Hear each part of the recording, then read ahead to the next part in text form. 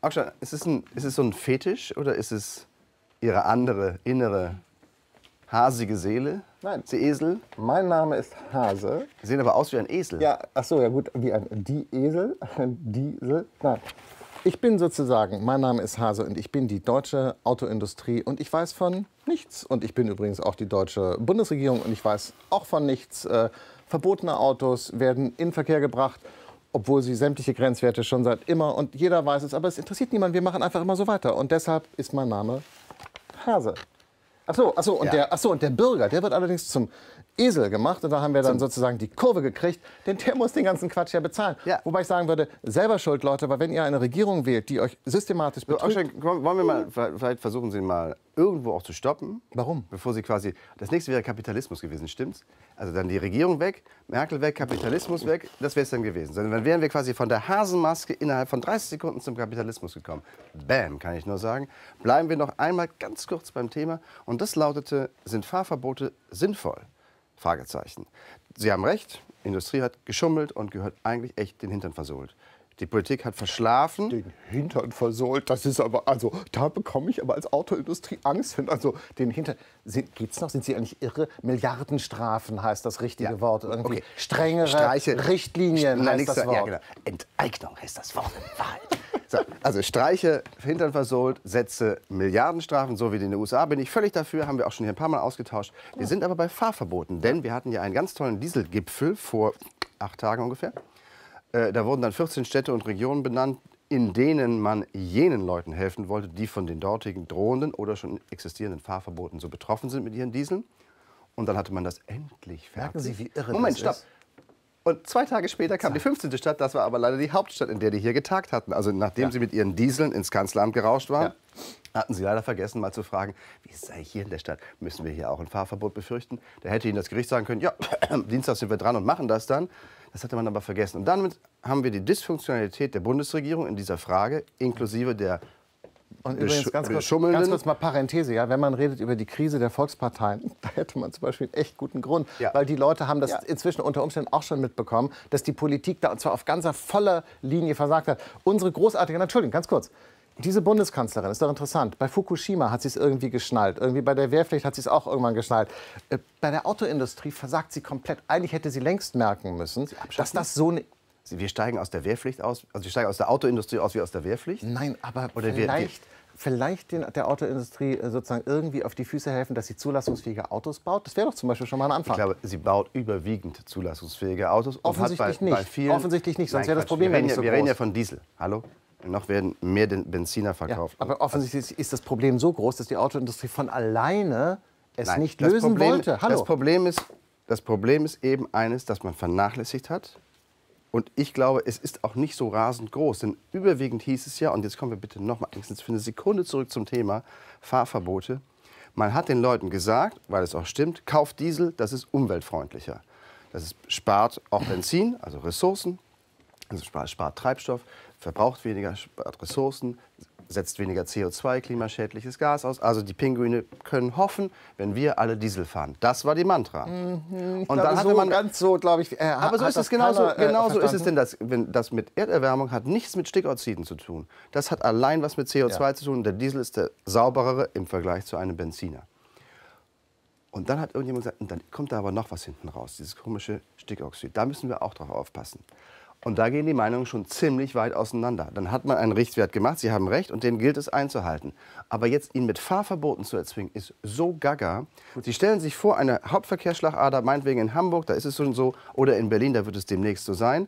Da wird jetzt auf 200 Metern gesperrt, das können Sie sowieso nicht überprüfen. Das ist so gaga. Sie haben keine Plakette vorne dran. Sie können es noch nicht mal überprüfen. Und dann drückt es den Verkehr in die Nachbarstraßen. Ja toll. Und dann ist da der Smog. Also was soll das denn? Fahrverbote sind einfach... Wir haben eine unabhängige Justiz. Es gibt Länder, und das meine ich jetzt ohne, da hört der Spaß dann auf, es gibt Länder, in denen ist das nicht mehr so sicher, auch westliche, demokratische Länder, weil es Mechanismen gibt, wie man die Justiz sozusagen willfährig machen kann. Ich habe gerade gestern einen Artikel gelesen, wie in Ungarn die Regierung zusammen übrigens mit VW, mit deutschen Unternehmen arbeitet, um da sich die Sachen sozusagen flüssig zu machen. Also egal, wir haben eine unabhängige Justiz, die hat gesagt, wir haben hier seit Jahren, seit fast 10 Jahren Richtwerte von denen wir wissen, dass sie nicht eingehalten werden. Und zwar systematisch von der Industrie, von den Behörden, die für die Überwachung und Zulassung sozusagen der Industrie und ihrer Produkte zuständig sind und letztlich von der Politik, die das alles da ihre Hand drüber hält. Und die Justiz ist nun mal in Deutschland ein unabhängiger Strang von all diesen Sachen.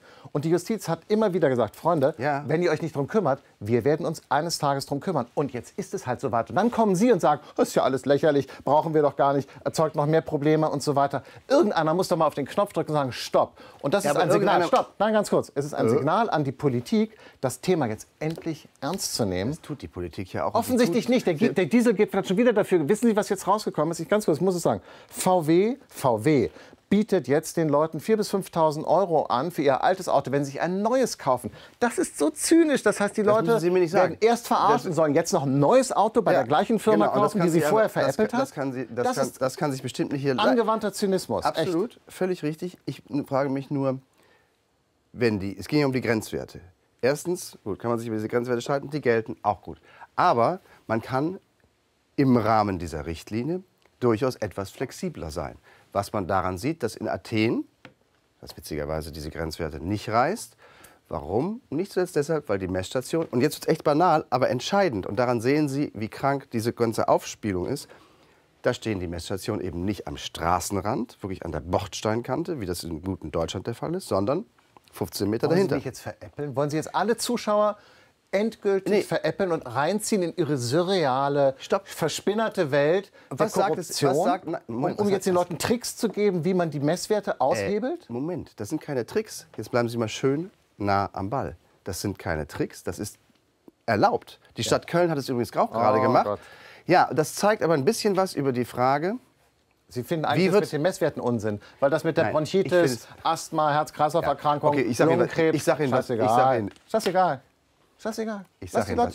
ich für Unsinn finde. Ich finde es für Unsinn, aus Stickoxidwerten an einer Straßenecke in Stuttgart europaweit Tote hochzurechnen. Ja, das finde ich für Schwachsinn. Das ist nicht das europaweit, wir haben das für Deutschland für Europa gibt es das auch. Und für Deutschland sind es 6.000 Tote. Und danach hat das Bundesamt, die, glaube ich, die Zahlen in Umlauf gesetzt haben, ursprünglich dann auch irgendwann gesagt, naja, so ganz ernst haben wir das nicht gemeint. Das war halt so eine Hochrechnung. Mit solchen Mitteln wird da gehandhabt und wird da Politik gemacht. Das finde ich mindestens so schwachsinnig. Sie sollten bei der Zigarettenindustrie anfangen. Ich finde, der Kollege Blome wäre ein fantastischer Pressesprecher für die Zigarettenindustrie, weil das mit dem Lungenkrebs beim Rauchen ist ein rein statistisches Problem und so. Und gucken Sie sich Helmut Schmidt an. Helmut Schmidt ist das beste Beispiel dafür, dass man rauchen kann. Aber der hat nur Menthol geraucht. Und dabei noch Zeitherausgeber sein kann, wenn mehr Leute... Das ist doch... Merken Sie nicht, wie gaga Sie sind? Nein. Entschuldigung, ich muss jetzt mal so ad hominem werden. Ich weiß. Da bleibt Ihnen auch nichts anderes übrig, weil Sie haben ja keine anderen Argumente. Aber ich frage Sie noch einmal, wie sinnhaft ist es, eine Stadt, beziehungsweise in einer Stadt ein Dieselfahrverbot zu machen, damit letztlich bundesweit etwas Massives zu machen mit den Preisen und Werten von Dieselfahrzeugen, wenn der Verkehr dann einfach drumherum fährt. Da gibt es ja nicht weniger Ausstoß. Es verteilt sich nur besser. Das Gericht es ist doch genau, da steht halt die Messstation. Und was ist jetzt? Da kann ich ja genauso gut sagen, pflanzt doch 10 Bäume, dann wird es ein halbes Grad kühler wahrscheinlich. Oder stell eine Windmaschine auf irgendwie. Das könnte man auch machen. Aber das ist jetzt die Logik dieser Fahrverbote. Wir machen jetzt rund um den Messpfosten machen wir ein Fahrverbot und dann fahren die Leute halt drumherum. Und da steht kein Messpfosten. Das muss Ihnen doch... Aber nur einmal, um ein ganz kleines bisschen gemeinsame Schnittmenge herzustellen, die Sendung ist ja auch wichtig. Auch für den Zuschauer, der sehen soll, dass wir uns auch mal einigen können. Das muss Ihnen doch zu denken geben, dass diese Fahrverbote irgendwie mit Kanonen auf Spatzen geschossen sind. Mir gibt das zu denken, aber es ist halt der einzige Weg, den wir haben in diesem Rechtsstaat. Denn auf die Politik, normalerweise wäre es doch so, normalerweise in Ihrem und meinem idealen System wäre es doch so, da ist irgendein Missstand, der ist irgendwie entstanden, keine Ahnung. Dann wird darauf aufmerksam gemacht von der Presse, von den Verbänden und so. Ja. Und dann handelt die Politik. Genau. Das tut sie aber in diesem Fall nicht, weil sie total korrupt ist und desinteressiert. Nein, stopp. Und deshalb handeln jetzt die Gerichte, und zwar dort, wo sie können. Und die Gerichte können halt nur partiell sagen, hier und da werden die Messwerte überschritten, also gibt es jetzt hier und da Fahrverbote. Der Effekt ist aber, Sie sagen, das ist eine lokale Maßnahme, die ist lokal total unsinnig.